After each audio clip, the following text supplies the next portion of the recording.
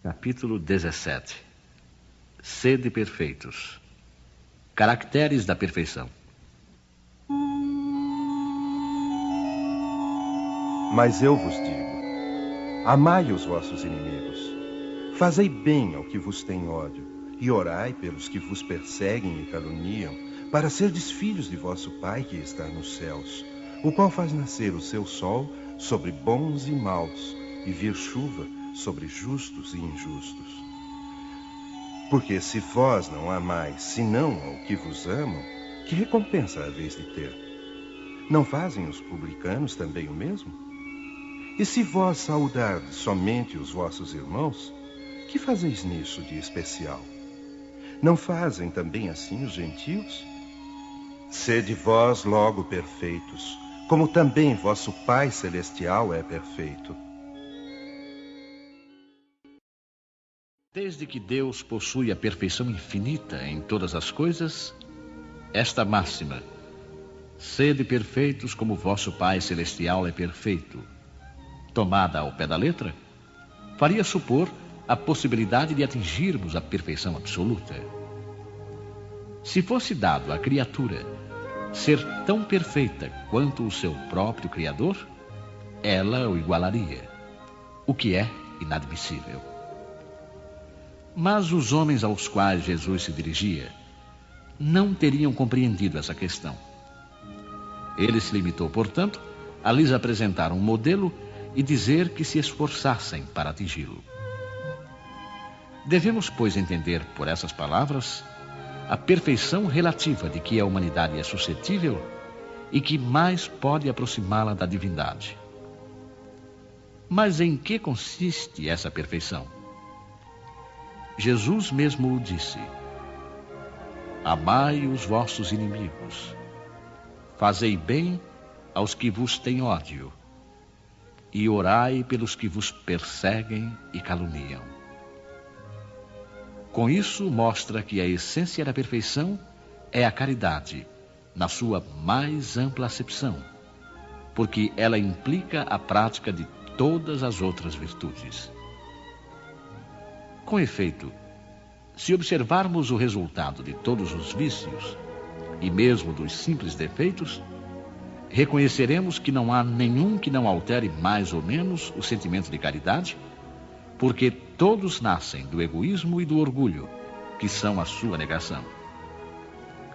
Porque tudo o que excita exageradamente o sentimento da personalidade destrói, ou, quando nada, enfraquece os princípios da verdadeira caridade, que são a benevolência, a indulgência, o sacrifício e o devotamento. O amor do próximo, estendido até o amor dos inimigos, não podendo aliar-se com nenhum defeito contrário à caridade, é sempre, por isso mesmo, o indício de uma superioridade moral maior ou menor, do que resulta que o grau de perfeição está na razão da extensão do amor ao próximo.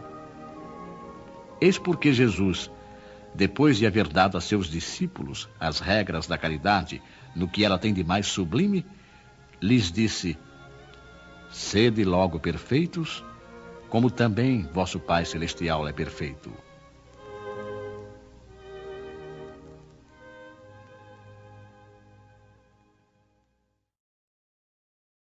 O homem de bem. O verdadeiro homem de bem é aquele que pratica a lei de justiça, de amor e caridade na sua maior pureza. Se interroga a sua consciência sobre os próprios atos, pergunta se não violou essa lei, se não cometeu o mal, se fez todo o bem que podia, se não deixou escapar voluntariamente uma ocasião de ser útil, se ninguém tem do que se queixar dele, enfim, se fez aos outros tudo aquilo que queria que os outros fizessem por ele.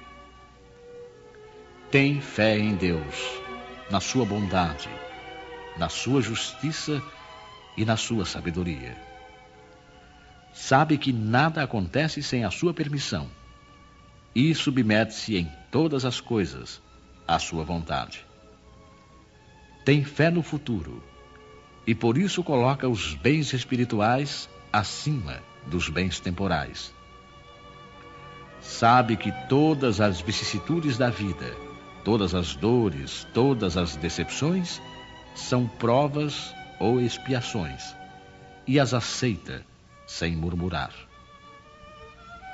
O homem possuído pelo sentimento de caridade e de amor ao próximo faz o bem pelo bem, sem esperar recompensa.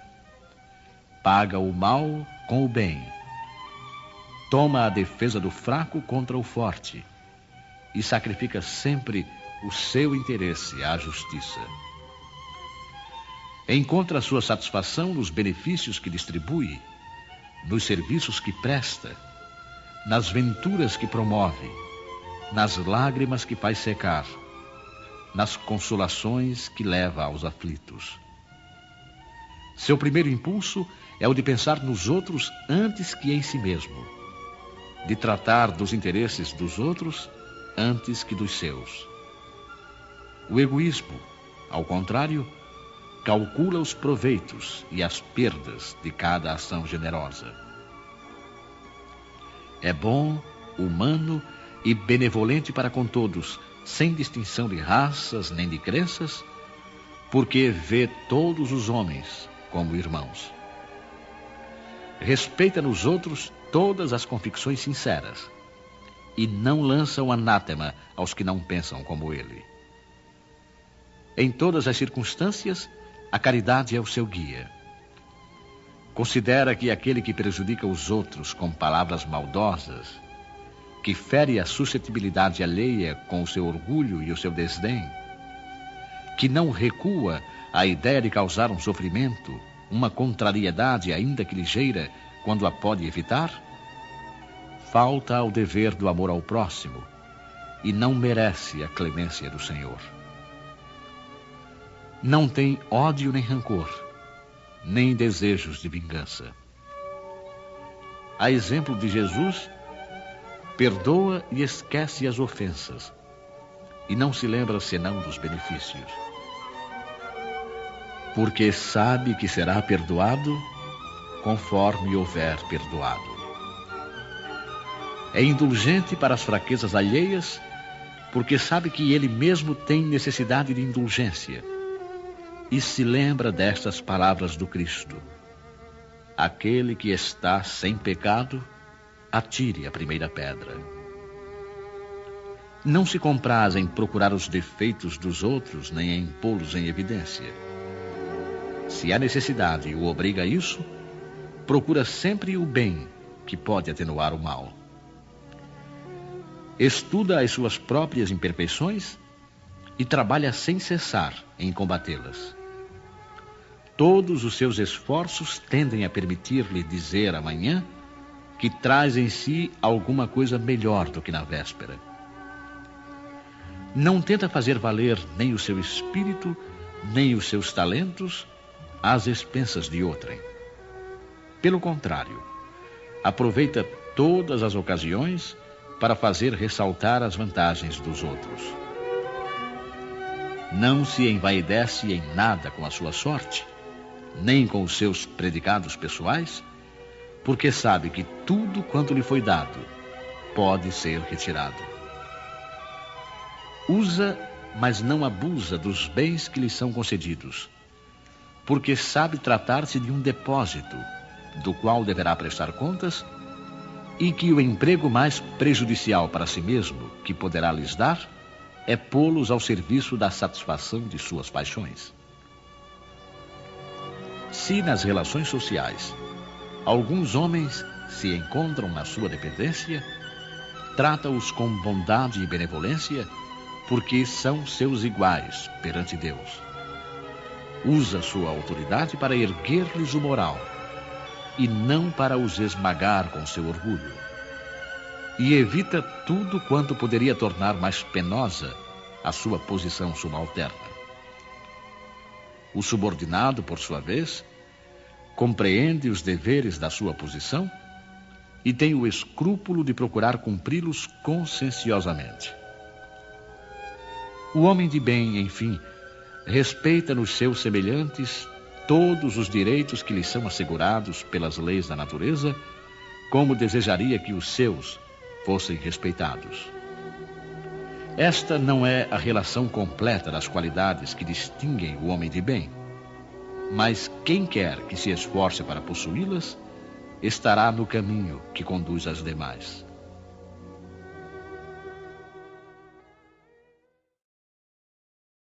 Os bons espíritas. O espiritismo bem compreendido, mas sobretudo bem sentido, conduz forçosamente aos resultados acima, que caracterizam o verdadeiro espírita como o verdadeiro cristão, pois um e outro são a mesma coisa. O espiritismo não cria uma nova moral, mas facilita aos homens a compreensão e a prática moral do Cristo, ao dar uma fé sólida e esclarecida aos que duvidam ou vacilam.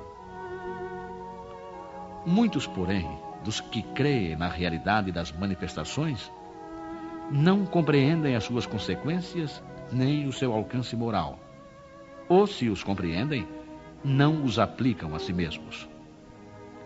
Por que acontece isso? Será por uma falta de precisão da doutrina? Não, porque ela não contém alegorias nem figuras que possam dar lugar a falsas interpretações. A clareza é a sua própria essência, e é isso que lhe dá força para que atinja diretamente a inteligência. Nada tem de misteriosa, e seus iniciados não possuem nenhum segredo que seja oculto ao povo. Seria necessária, então, para compreendê-la, uma inteligência fora do comum? Não, pois vêem-se homens de notória capacidade que não a compreendem, enquanto inteligências vulgares, até mesmo de jovens que mal saíram da adolescência, apreendem com admirável justeza as suas mais delicadas nuances. Isso acontece porque, de qualquer maneira, a parte material da ciência não requer mais do que os olhos para ser observada, enquanto a parte essencial exige um certo grau de sensibilidade que podemos chamar de maturidade do senso moral.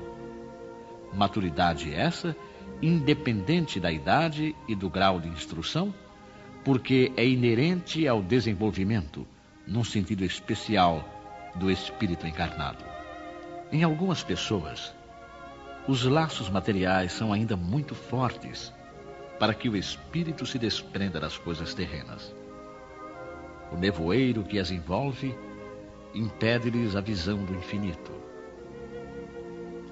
Eis porque não conseguem romper facilmente com seus gostos e os seus hábitos, não compreendendo que possa haver nada melhor do que aquilo que possuem.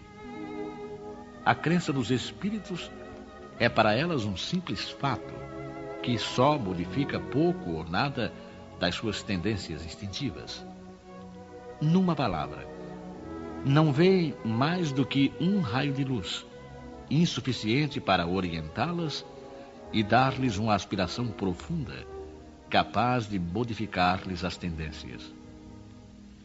Apegam-se mais aos fenômenos do que à moral, que lhes parece banal e monótona.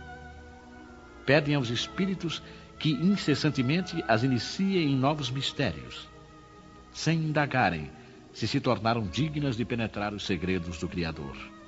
São, afinal, os espíritas imperfeitos, alguns dos quais estacionam no caminho ou se distanciam dos seus irmãos de crença porque recuam ante a obrigação de se reformarem ou porque preferem a companhia dos que participam das suas fraquezas ou das suas prevenções.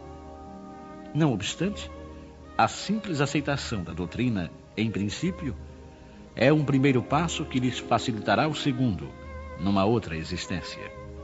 Aquele que podemos, com razão, qualificar de verdadeiro e sincero espírita, encontra-se num grau superior de adiantamento moral. O espírito já domina mais completamente a matéria e lhe dá uma percepção mais clara do futuro. Os princípios da doutrina fazem-lhe vibrar as fibras, que nos outros permanecem mudas. Numa palavra, foi tocado no coração e por isso a sua fé é inabalável. Um é como o músico que se comove com os acordes. O outro apenas ouve os sons.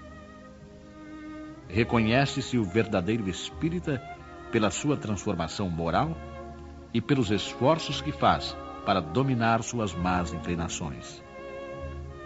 Enquanto um se compraz no seu horizonte limitado, o outro, que compreende a existência de alguma coisa melhor, esforça-se para se libertar e sempre o consegue, quando dispõe de uma vontade firme.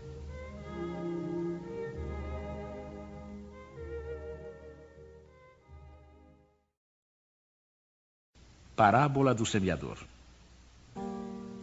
Naquele dia, saindo Jesus de casa, assentou-se à borda do mar, e vieram para ele muitas gentes, de tal sorte que, entrando em uma barca, se assentou, e toda a gente estava em pé na ribeira.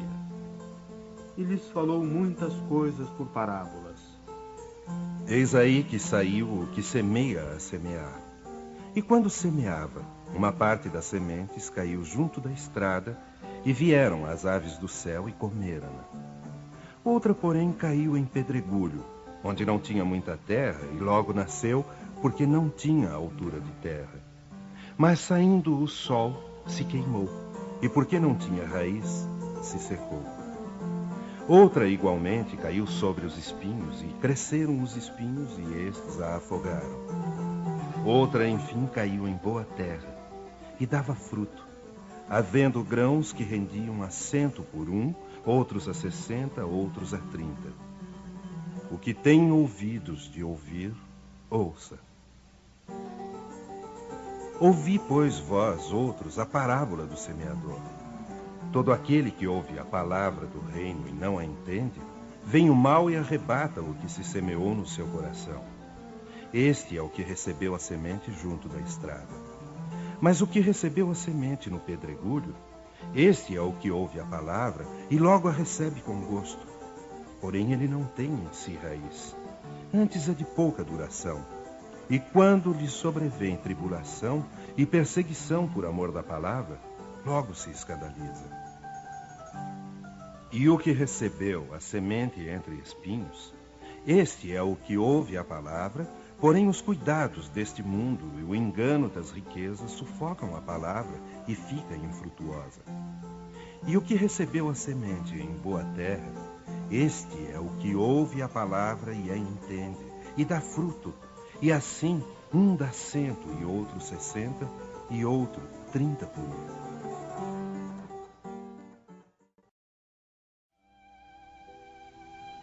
A parábola da semente representa perfeitamente as diversas maneiras pelas quais podemos aproveitar os ensinamentos do Evangelho. Quantas pessoas há, na verdade, para as quais eles não passam de letra morta, que, à semelhança das sementes caídas nas pedras, não produzem nenhum fruto. Outra aplicação, não menos justa, é que se pode fazer às diferentes categorias de espíritas. Não nos oferece o símbolo dos que se apegam apenas aos fenômenos materiais, não tirando dos mesmos nenhuma consequência, pois que neles só veem um objeto de curiosidade? Dos que só procuram o brilho das comunicações espíritas, interessando-se apenas enquanto lhes satisfazem a imaginação, mas que, após ouvi-las, continuam frios e indiferentes como antes? Que acham muito bons os conselhos e os admiram, mas para aplicá-los aos outros e não a si mesmos. Destes, finalmente, para os quais essas instruções são como as sementes que caíram na boa terra e produzem frutos.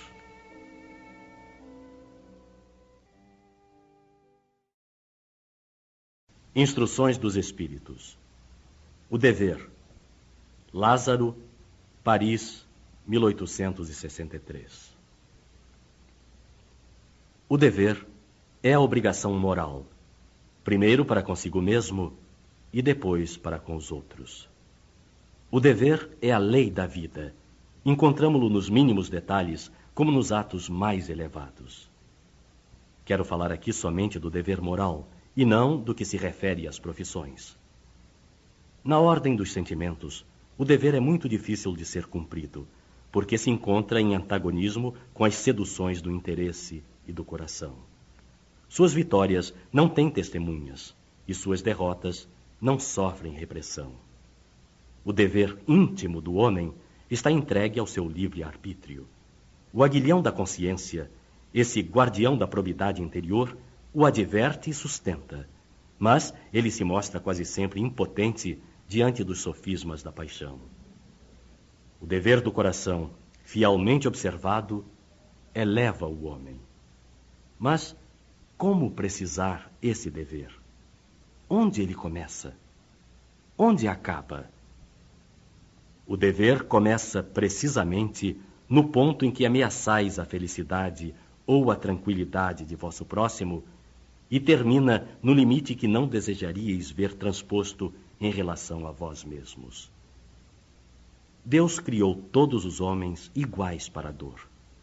Pequenos ou grandes, ignorantes ou instruídos, sofrem todos pelos mesmos motivos, a fim de que cada um pese judiciosamente o mal que pode fazer.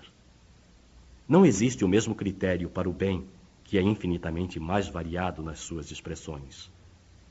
A igualdade em relação à dor é uma sublime previsão de Deus, que quer que seus filhos, instruídos pela experiência comum, não cometam o mal, desculpando-se com a ignorância dos seus efeitos. O dever é o resumo prático de todas as especulações morais. É uma intrepidez da alma que enfrenta as angústias da luta. É austero e dócil, pronto a dobrar-se às mais diversas complicações, mas permanecendo inflexível diante de suas tentações.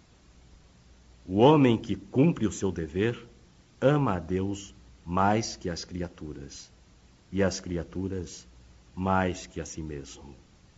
É, a um só tempo, juiz e escravo na sua própria causa. O dever é o mais belo galardão da razão. Ele nasce dela como o filho nasce da mãe. O homem deve amar o dever, não porque ele o preserve dos males da vida, aos quais a humanidade não pode subtrair-se, mas porque ele transmite à alma o vigor necessário ao seu desenvolvimento. O dever se engrandece e esplende sob uma forma sempre mais elevada em cada uma das etapas superiores da humanidade. A obrigação moral da criatura para com Deus jamais cessa, porque ela deve refletir as virtudes do Eterno, que não aceita um esboço imperfeito, mas deseja que a grandeza da sua obra resplandeça aos seus olhos.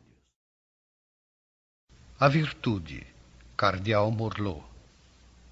A virtude, no seu grau mais elevado, abrange o conjunto de todas as qualidades essenciais que constituem o homem de bem.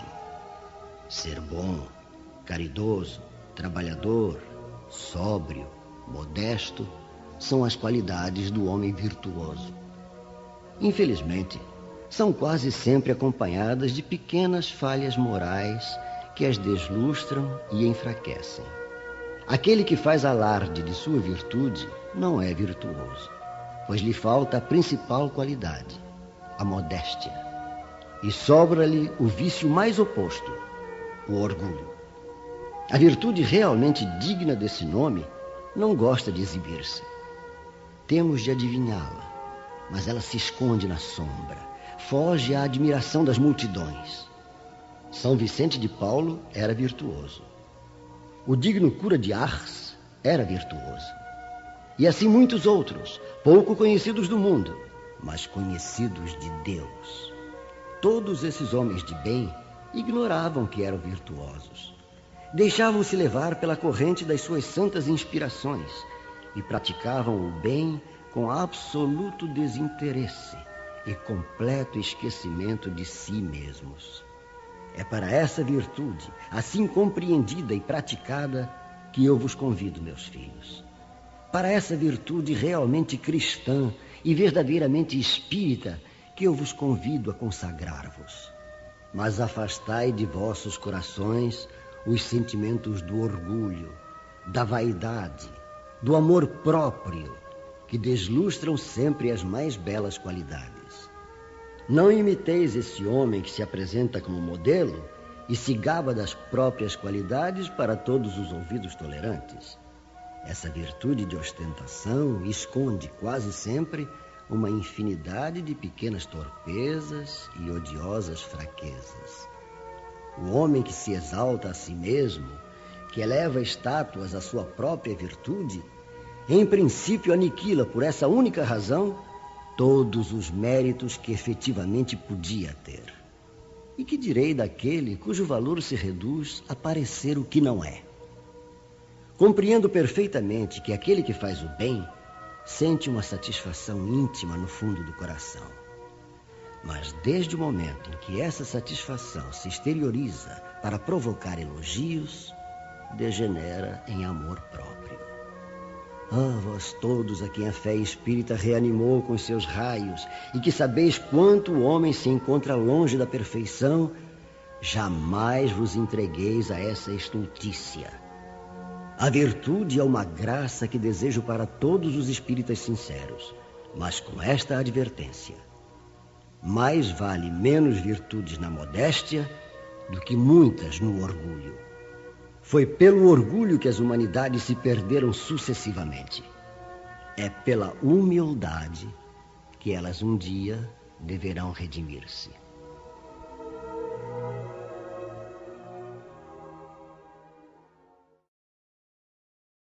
Superiores e inferiores. A autoridade, da mesma maneira que a fortuna, é uma delegação de que se pedirá contas a quem dela foi investido. Não creias que ela seja dada para satisfazer o fútil prazer do mando, nem tampouco, segundo pensa falsamente a maioria dos poderosos da terra, como um direito ou uma propriedade. Deus, aliás, tem demonstrado suficientemente que ela não é nenhuma nem outra coisa, desde que a retira quando bem lhe apraz. Se fosse um privilégio inerente à pessoa que a exerce, seria inalienável. Ninguém pode dizer, entretanto, que uma coisa lhe pertence quando lhe pode ser tirada sem o seu consentimento. Deus concede autoridade a título de missão ou de prova, conforme lhe convém, e da mesma forma a retira. O depositário da autoridade, de qualquer extensão que esta seja, desde a do senhor sobre o escravo até a do soberano sobre o povo, não deve esquivar-se à responsabilidade de um encarregado de almas, pois responderá pela boa ou má orientação que der aos seus subordinados. E as faltas que estes puderem cometer, os vícios a que forem arrastados em consequência dessa orientação ou dos maus exemplos recebidos, recairão sobre ele. Da mesma maneira, colherá os frutos de sua solicitude por conduzi-los ao bem. Todo homem tem na terra uma pequena ou uma grande missão. Qualquer que ela seja, sempre lhe é dada para o bem. Desviá-la, pois, do seu sentido é fracassar no seu cumprimento. Se Deus pergunta ao rico: que fizeste da fortuna que devia ser em tuas mãos uma fonte espalhando a fecundidade em seu redor? Também perguntará ao que possui alguma autoridade: que uso fizeste dessa autoridade? Que males impediste? Que progressos impulsionaste? Se te dei subordinados, não foi para torná-los escravos da tua vontade, nem dóceis instrumentos dos teus caprichos e da tua cupidez. Se te fiz forte e te confiei os fracos, foi para que os amparasses e os ajudasses a subir até mim. O superior que guardou as palavras do Cristo não despreza nenhum dos seus subordinados, porque sabe que as distinções sociais não subsistem diante de Deus. O Espiritismo lhe ensina que se eles hoje o obedecem, na verdade já podem tê-lo dirigido ou poderão dirigi-lo mais tarde, e que então será tratado como por sua vez os tratou. Se o superior tem deveres a cumprir, o inferior também os tem de sua parte, e não são menos sagrados. Se também este é espírita, sua consciência lhe dirá ainda mais fortemente que não está dispensado de cumpri-los, mesmo que o seu chefe não cumpra os dele, porque sabe que não deve pagar o mal com o mal, e que as faltas de uns não autorizam as de outros. Se sofre na sua posição, dirá que sem dúvida o mereceu, porque ele mesmo talvez tenha abusado outrora de sua autoridade, devendo agora sentir os inconvenientes do que fez os outros sofrerem. Se é obrigado a suportar essa posição na falta de outra melhor, o Espiritismo lhe ensina a resignar-se a isso como a uma prova para a sua humildade necessária ao seu adiantamento. Sua crença o guia na sua conduta.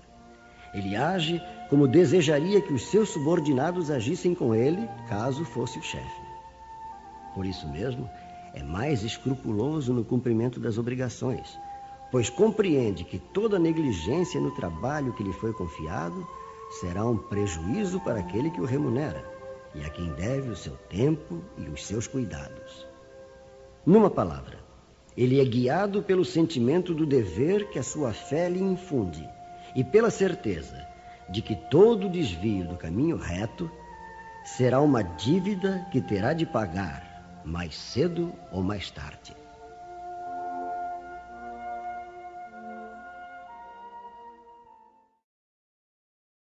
O Homem no Mundo.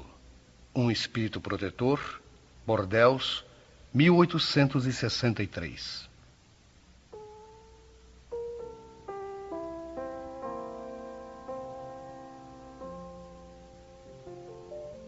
Um sentimento de piedade deve sempre animar o coração daqueles que se reúnem sob o olhar do Senhor, implorando a assistência dos bons espíritos.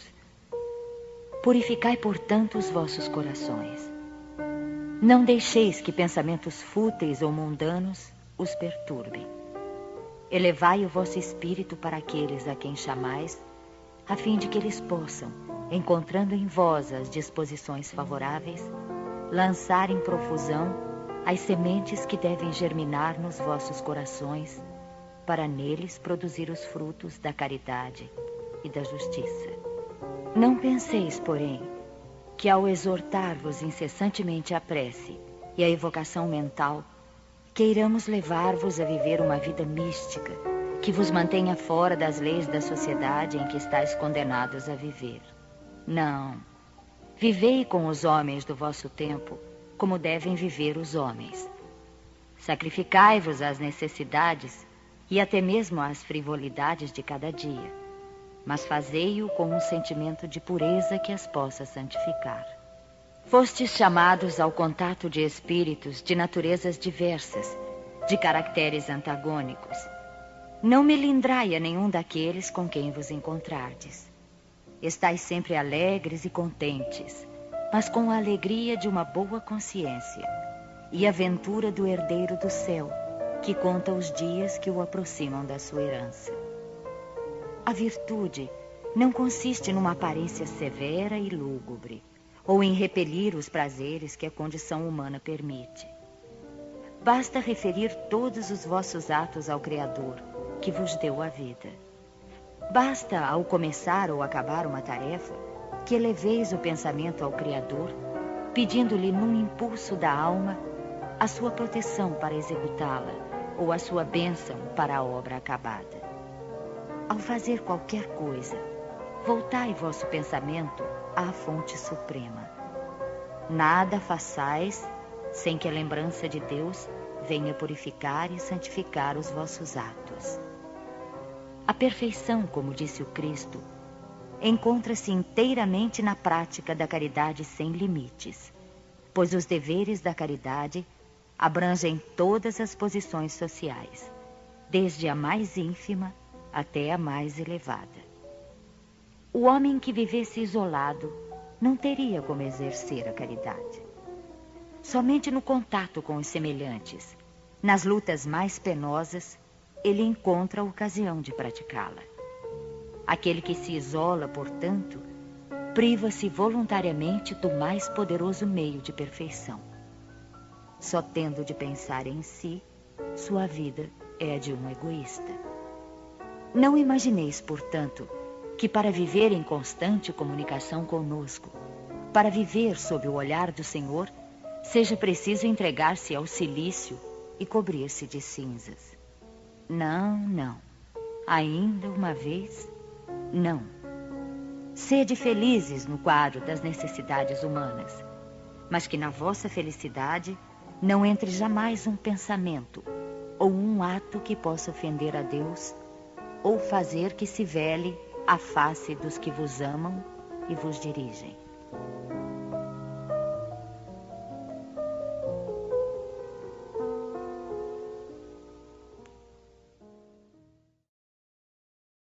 Cuidar do corpo e do espírito. Georges.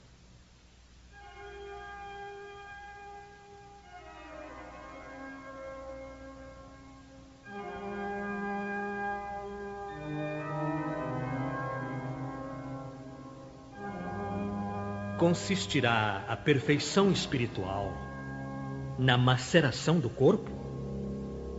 Para resolver esta questão, apoio-me em princípios elementares e começo por demonstrar a necessidade de cuidar do corpo, que, segundo as alternativas de saúde e doença, influi sobre a alma de maneira muito importante, pois temos de considerá-la como prisioneira na carne. Para que esta prisioneira possa viver, movimentar-se e até mesmo conceber a ilusão da liberdade, o corpo deve estar são, disposto e vigoroso. Estabeleçamos uma comparação. Eis que ambos se encontram em perfeito estado. Que devem fazer para manter o equilíbrio entre as suas aptidões e as suas necessidades tão diferentes? O embate entre eles parece inevitável e difícil chegar-se ao segredo do equilíbrio. Dois sintomas se defrontam neste caso: o dos ascetas, que desejam abater o corpo, e o dos materialistas, que querem diminuir a alma. Duas violências quase tão insensatas uma quanto a outra. Ao lado dessas duas correntes, fervilha a multidão dos indiferentes, que, sem convicção nem paixão, amam com tibieza e gozam com parcimônia. Onde, pois, a sabedoria? Onde, pois, a ciência de viver? Em parte alguma. E esse grande problema ficaria inteiramente por resolver se o Espiritismo não viesse em auxílio dos pesquisadores para demonstrar-lhes as relações existentes entre o corpo e a alma e dizer-lhes que, desde que são reciprocamente necessários, é indispensável cuidar de ambos. Amai, pois, a vossa alma, mas cuidai também do corpo, instrumento da alma. Desconhecer as necessidades que lhes são peculiares por força da própria natureza é desconhecer as leis de Deus. Não o castigueis pelas faltas que o vosso livre-arbítrio o fez cometer e pelas quais ele é tão responsável como o cavalo mal dirigido é pelos acidentes que causa. Sereis, por acaso, mais perfeitos se, martirizando o corpo, não vos tornardes menos egoístas, menos orgulhosos e mais caridosos? Não. A perfeição não está nisso, mas inteiramente nas reformas a que submeterdes o vosso espírito. Dobrai-o, subjugai-o, humilhai-o, mortificai-o. É esse o meio de o tornar mais dócil à vontade de Deus, e o único que conduz à perfeição.